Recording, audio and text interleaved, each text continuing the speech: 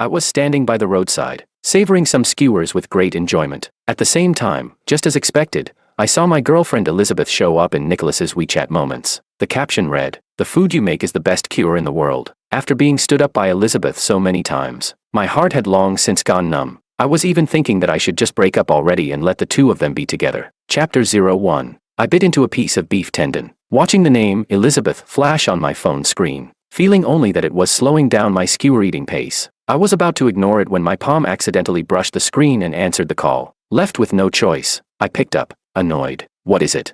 Elizabeth's voice sounded completely natural, without the slightest hint of anything wrong. "There's something going on at the company. Sorry, I can't spend time with you again today. I'll make it up to you another day." I finished the last bite of beef tendon and picked up a grilled mushroom skewer. "Oh, okay, got it. It's fine." She sounded a little puzzled. "Where are you?"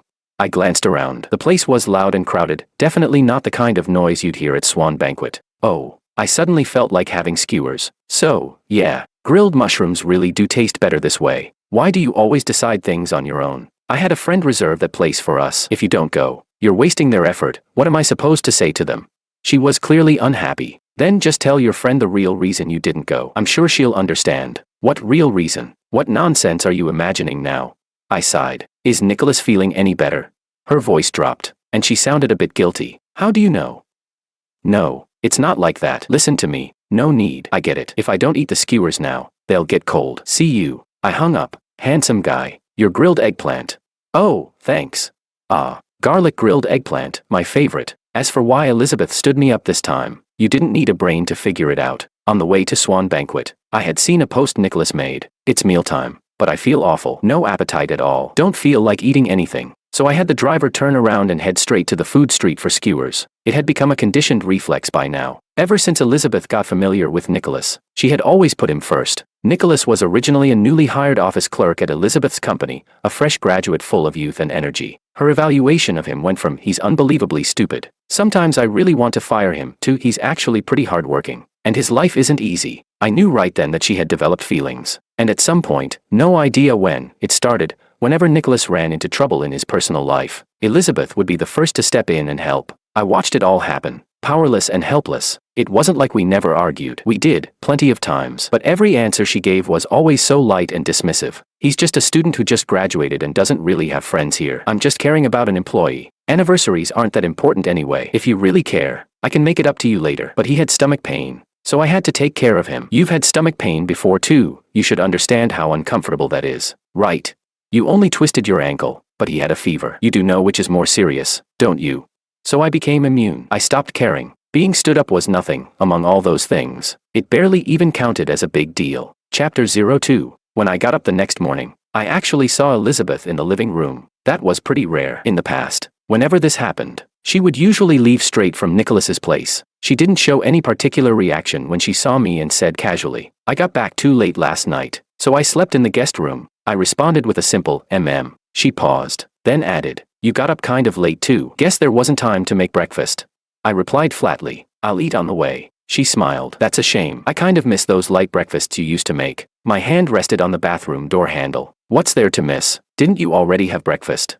After saying that, I closed the door. I used to get up early every day to cook for her. But ever since Nicholas forced his way into our lives, she gradually stopped eating breakfast at home. After getting dressed, I was about to head out when I looked up and saw her standing there. Her expression complicated. "I've been pretty busy lately, so I haven't had breakfast at home. From now on, I'll try to eat at home more often." I smiled. "No need. I want to sleep a little longer." That extra half hour of sleep today made me feel completely refreshed. She looked at me, hesitating as if she wanted to say something. Just as I reached the door, she finally rushed over and grabbed my hand. I looked at her. She pressed her lips together. "Yesterday, I only found out later about the post Nicholas made. He didn't have any bad intentions. Nothing happened between us. Don't misunderstand." Even knowing that Nicholas had posted that update, she still defended him. In the past, whenever I showed even the slightest dissatisfaction with Nicholas's behavior, she would frown and say I was being unreasonable or narrow-minded. If I argued back, she'd get impatient and accuse me of having dirty thoughts, insisting that she and Nicholas were just pure friends, nothing improper at all. I smiled faintly. I was already used to her taking Nicholas's side. Seeing that I didn't react, she continued, "I know you were upset that I stood you up yesterday, but Nicholas suddenly got sick and wasn't feeling well. You know he's all alone here with no family or friends." I pulled my hand free and said calmly, "I know. I understand. Can I go now?" If I stay any longer, I'll be late for work. She pressed down on the door handle again, her tone growing irritated. I told you, there's really nothing between us. Why are you still sulking?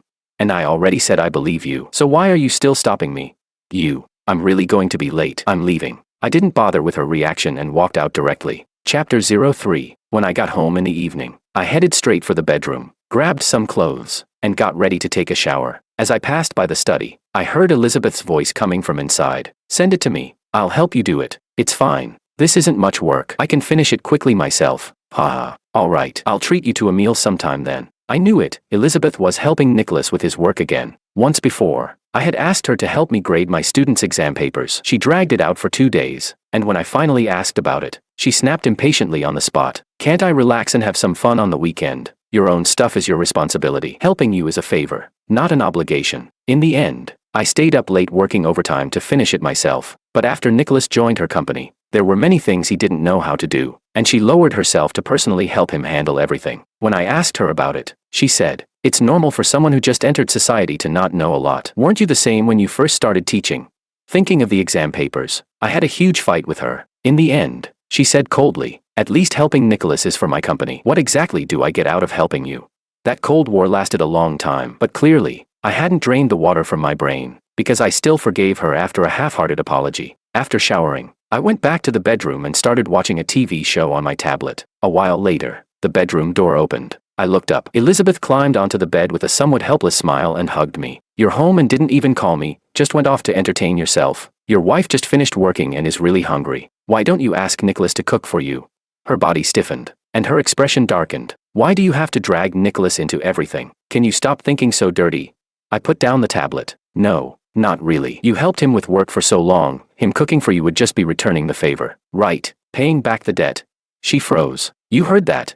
Then she frowned. "I already said Nicholas just entered society. It's normal for me to help him. Right, and this is for the company too. Only if the work is done well can the company grow. You have a share in the company too. To put it another way, only if the company makes money can I give us a good life. Why can't you understand that?" She did remember that I had invested my parents' inheritance into the company, but when I asked her to fire Nicholas, she said, "I'm the boss. Are you the boss?"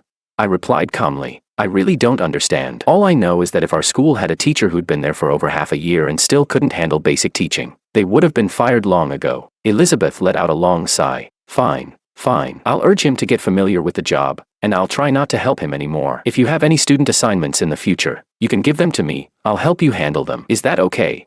Anyway, I'm hungry now. Husband, go make me a late-night snack. We haven't eaten together in a long time. She coaxed me ingratiatingly. Clearly, she still remembered that incident from before. No need. You were right back then. Everyone should handle their own things. Besides, I already ate outside before coming home. Order takeout yourself. Her face went cold instantly. After 2 seconds of silence, she turned around and slammed the door as she left. Chapter 04. After that day, Elizabeth and I slipped back into a Cold War. But unlike before, when every Cold War left me anxious, distracted, and unable to focus on anything, I was ridiculously happy these past few days on my own. And unlike before, I definitely didn't swallow my pride and beg her to make up the very next day. However, at 9 o'clock one night a week later, her best friend Roxana called me. The message was brief. "Ezekiel, come to the bar near the company." Elizabeth. I hung up before she could finish. That group of co-workers turned friends at her company never liked me anyway. They thought a middle school teacher like me wasn't worthy of Elizabeth, this young, capable, independent woman. Whenever Elizabeth occasionally brought me to company gatherings, they'd basically shove me aside. Even when they talked to me, it was always laced with sarcasm and backhanded remarks. I couldn't even stop smiling. If I did, Elizabeth would accuse me of being a sore loser. Looking back now, I was honestly pathetic, but I have to admit, I kind of deserved it. Roxana kept calling. I rejected the call, then blocked her. After that, I started calling real estate agents to schedule apartment viewings. Within that week, I picked out a new place. The apartment I was currently living in belonged to Elizabeth. Not only was it close to her company, it was also far from my school. Waking up early every day left me groggy and drained. Most of the time I had no energy at all. Colleagues at my school even advised me to see a doctor because my complexion looked genuinely awful every single day. With a schedule like that, how could I possibly be okay? Chapter 05. After Roxana was blocked, her friends started calling me one by one. I had just hung up with the agent when another call came in. I was about to block this one too, but when I saw the caller ID, Luna, I answered. Among that group, Luna had always been the kindest to me. She never joined her friends in throwing shade my way, so I figured I'd return the courtesy. She spoke cautiously. Ezekiel, Elizabeth's really drunk. She keeps calling your name. Could you come over, just for a bit? Have Nicholas pick her up. I'm genuinely busy. Packing was no small task. But today's Saturday, and honestly, there really isn't anything going on between her and Nicholas. Suddenly, a loud crash came through the phone, followed by Elizabeth yelling, "Hang up. Why are you calling him? What's there to explain to him?" Not wanting to put Luna in an awkward position, I hung up first. After finishing packing, I collapsed onto the sofa and casually scrolled through WeChat moments. Sure enough, Nicholas didn't disappoint. He'd posted an update. Feel bad for someone drunk like this and her boyfriend doesn't care. Guess I'll have to step up as a lowly employee. The attached photo was Elizabeth asleep. I felt strangely calm. After putting my phone down, I even had the random urge to give the post a like, but packing had exhausted me. When I lazily picked up my phone again a bit later, I couldn't find that post no matter how much I refreshed. At that moment, I heard the sound of a key turning outside the door. When the door opened, Elizabeth, who was supposed to be dead drunk, stood in front of me with a dark, icy expression. Chapter 06. Ezekiel, you're really something. Are you determined to keep being this stubborn with me? I didn't do anything, did I? I genuinely didn't understand what she was accusing me of. Your girlfriend got drunk, you didn't care at all and even told another man to pick me up. In the past, whenever we fought, you'd come looking for me the very next day. This time it's been a whole week, and you haven't sent me a single message. Her eyes were bloodshot as she stared at me. There was even panic in them, because after some self-reflection, I realized I should give you some space. I said unhurriedly, and telling Nicholas to pick you up was also part of that reflection. I trust that you two are just pure friends. Isn't that a good thing?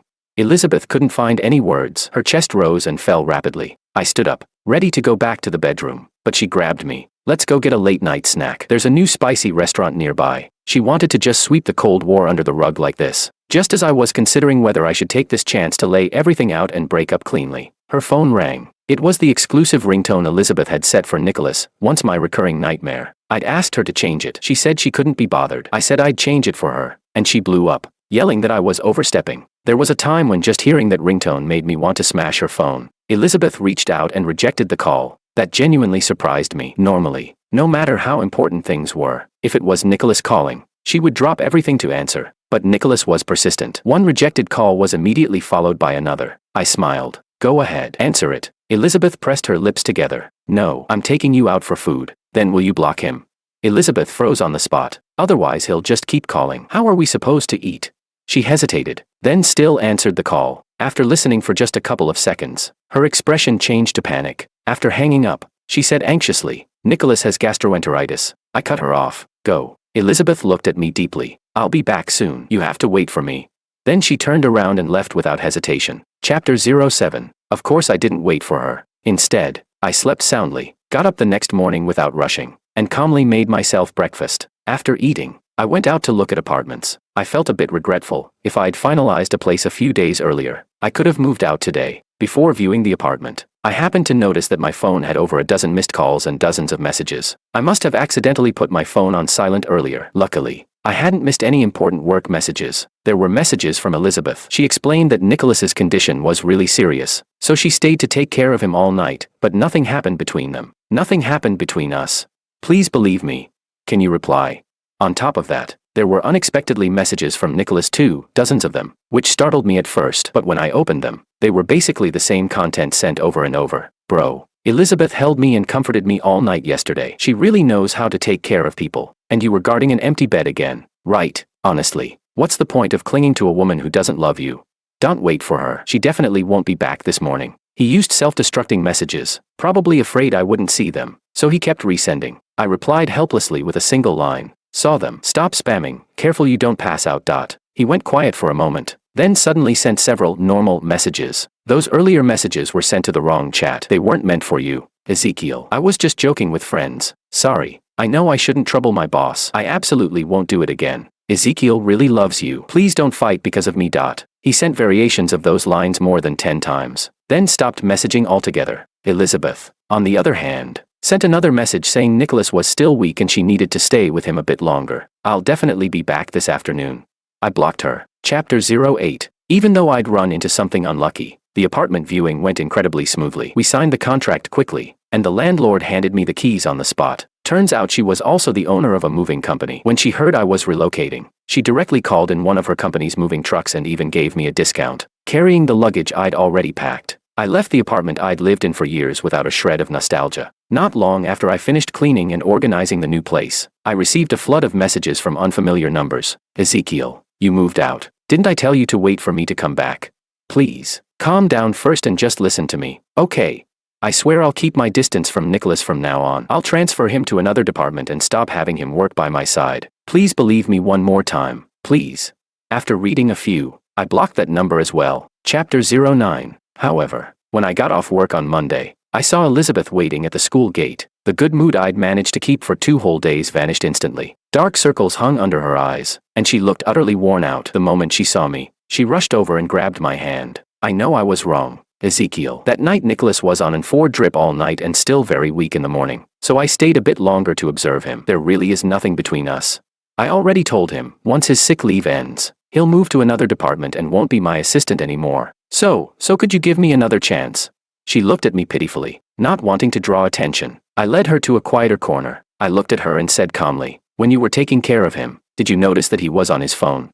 Elizabeth froze for a moment, then said, oh, that. I asked him to explain things to you. He said you only replied with that one message, so you were probably angry. Ezekiel, he might have crossed a line a bit, but he really didn't have any bad intentions. What kind of explanation needs to use self-destructing messages? She didn't look surprised, just smiled helplessly. He explained that too, said he was playing around with that feature out of boredom with friends and accidentally sent it to you. He's just a scatterbrained kid. The messages were unrecoverable and left no trace. I hadn't even had time to take screenshots, of course. I had no evidence to show Elizabeth. She looked at me pleadingly. So, Ezekiel, husband, could you give me another chance? I swear to God, I have absolutely no other intentions toward Nicholas. I stared at her steadily. Do you know what was in those self-destructing messages he sent? I repeated every single message Nicholas had sent to me. Elizabeth first looked incredulous, then turned awkward. Ezekiel, I know you don't like him. I really will keep my distance from him from now on. I can do that. So, she paused, then lowered her voice. Please don't say those things anymore. She didn't believe me. She thought I was slandering Nicholas out of jealousy. I took 2 steps back, my mind completely calm. Maybe deep down I still had a trace of affection left for her, but her words erased even that last bit. Elizabeth, there's something I've been meaning to say for a long time. I'll say it now. Elizabeth stiffened, panic flashing across her face. Don't say it.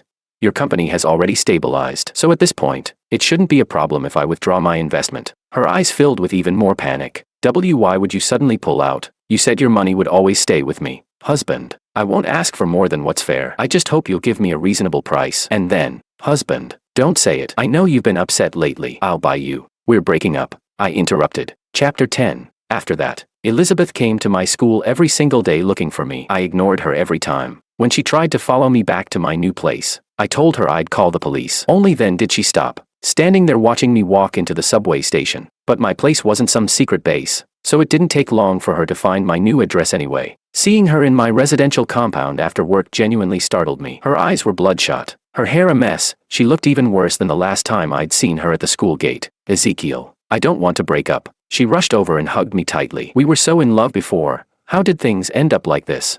Her voice was already trembling with tears, but I felt nothing. If anything, I almost wanted to laugh. Can we make up? Can you move back?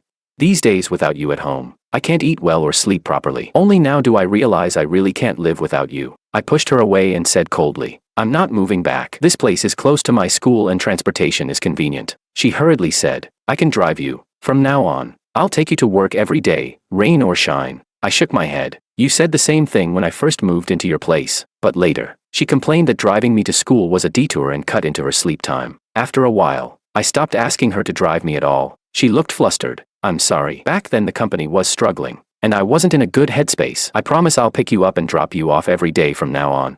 I sighed. Forget it. What's the point? Besides, you still have to drive Nicholas to work, don't you?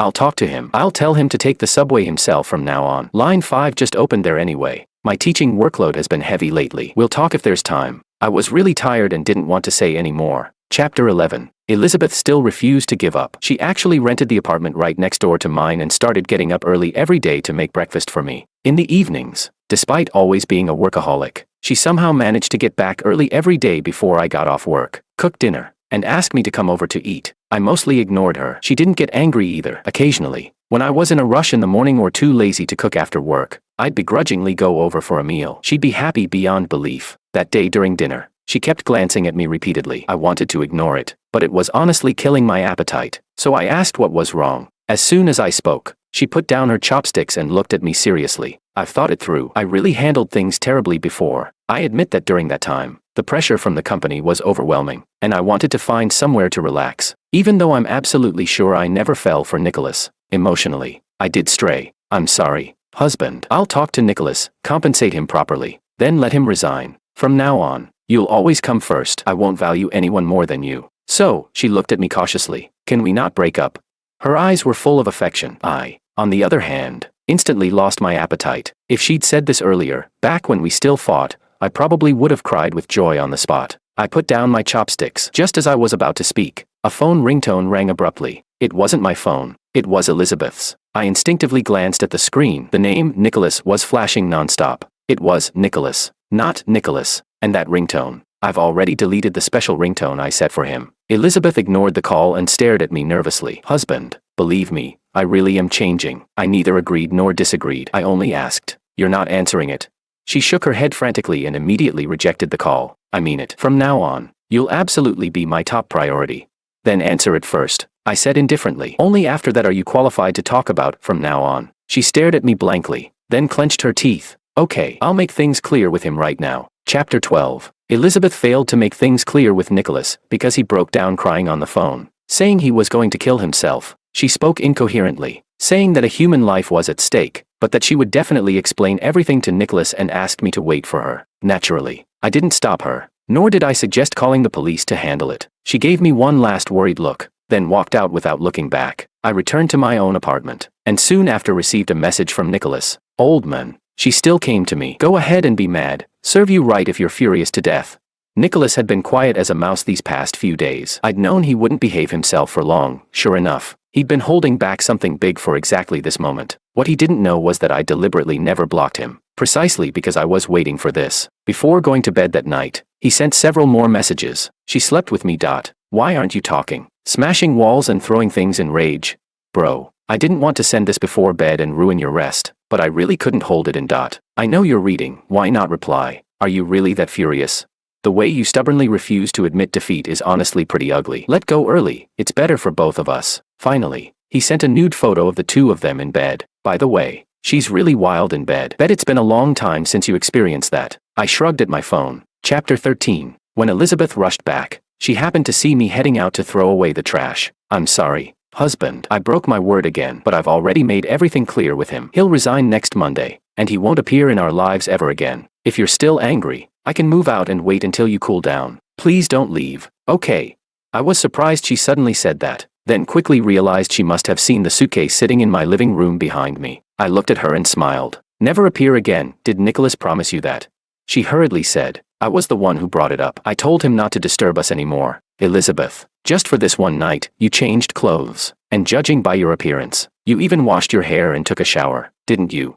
Her eyes flickered, because it took a lot of effort to persuade him to let go. I worked up a sweat, and I was afraid I'd smell and bother you. So I showered first. I sighed. Elizabeth, I really did love you once. She became emotional. I did too, husband. I still love you very much now. If that's the case, then I hope you can respect the time we once loved each other. Calmly, I sent her several videos. She opened them in confusion. After just one glance, she froze in place like an ice sculpture. They were screen recordings of the photos and messages he'd sent me the night before. I'd started recording my screen the moment his messages came in. Elizabeth's eyes went hollow and despairing. She slowly crouched down, covering her face with one hand, choking as she said, He said he wanted to have what he once had. As long as I satisfied him this one time, he'd disappear from my life forever. Ezekiel, you're not going to forgive me anymore, are you? I answered with an unrelated sentence. Think carefully about the shares. Chapter 14. In the end, Elizabeth bought out my shares at a very generous price. Nicholas was not present that day, most likely because Elizabeth had strictly forbidden him from showing up. I'm the one who wronged you, Ezekiel, she said. She looked haggard and exhausted. The neighborhood you're living in now has a great location. You don't need to move again. I'll be the one to leave. Naturally, I wasn't planning to move anyway. I packed my luggage that day because I had already resigned from my teaching job and planned to take a break and travel around for a while. And just as she said, that neighborhood was in a great location. Even without commuting to work, it was still very convenient to live there. Before we parted, she hugged me tightly. I'm sorry. I'm so sorry. I'm so sorry. My shoulder was soaked with her tears, but all I felt inside was irritation. Chapter 15. On the day I left, while waiting to board at the airport, I received another message from Nicholas. Elizabeth and I got our marriage certificate. Really wish you could come to our wedding, but you're probably off on some heartbreak trip, so I guess that's not happening. Elizabeth even said she's going to transfer the company's legal ownership to me. Don't be sad though, you'll definitely find someone suitable for you in the future, like some twice or thrice divorced 80-year-old grandma. It seemed he was far from happy about Elizabeth buying my shares at such a high price. He was clearly doing everything he could to get under my skin. I glanced at another notification, a bank alert showing a transfer of over 10 million. The sender was Elizabeth. I estimated it was probably most of her assets. Well then, looks like Nicholas would have to fend for himself from now on. I smiled, replied to him with a simple "wish you happiness," and then blocked him as well. Chapter 16. 3 months later, when I returned from my travels, everything had changed dramatically. Luna told me that after Elizabeth transferred the company's legal ownership to Nicholas, she gave each of their friends a large sum of money to leave the company. After that, she let Nicholas make whatever reckless staffing decisions he wanted. Elizabeth also took out loans everywhere to start new business ventures. By the time Nicholas finally realized what was happening, the debt on his shoulders was so massive he couldn't repay it even in 10 lifetimes. He snapped. He demanded that Elizabeth pay off the debts, claiming they were joint marital liabilities. Elizabeth sneered and told him that when they registered the marriage, she had used a fake ID, so the marriage certificate was invalid. Nicholas then claimed he'd seen Elizabeth's pregnancy report, but she remained completely unmoved and said she'd already had the child aborted. In his breakdown, Nicholas got into a violent fight with Elizabeth. The two of them ended up tumbling down the stairs together. Nicholas suffered a high-level spinal injury, leaving him paralyzed, and the injury also destroyed his sexual function entirely. Elizabeth hit her head. By the time she was rushed to the hospital, it was already too late. Luna begged me, "Please, Ezekiel, I know Elizabeth did you wrong before, but could you, for the sake of what you once had, come and see her one last time?" Thinking about the money sitting in my bank account, I agreed. On the day of Elizabeth's funeral, I went. Unlike me, she was an orphan, so the funeral arrangements were handled by that group of friends. As scenes from our past together replayed in my mind, I felt utterly calm, as if those memories belonged to someone else. Looking at the photo in the black frame, I felt like I was staring at a stranger. I realized that whether it was love or hatred, I no longer felt even the slightest emotion toward Elizabeth. After lining up to offer incense and bow, I quietly left the funeral. Goodbye, Elizabeth.